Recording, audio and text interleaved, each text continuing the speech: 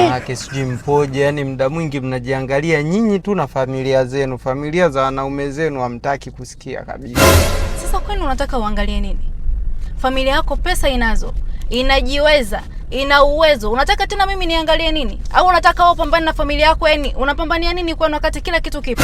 Sasa hata kama familia yangu inajiweza, pia na yenyewe inahitaji bado msaada wangu. Wewe kwa nini unapenda ni focus na familia yako kuliko familia yangu?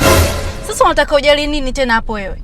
Hebu muangalie mama yangu. Hana pesa, hana chochote, alafu mimi unajua kabisa nimeelewa single mother. Sina ndugu yoyote. Wewe sasa ndio tegemezi langu na wewe ndio mwanaume wangu. Familia yako mimi sioni cha kuisaidia bana. Unataka tu tubishane.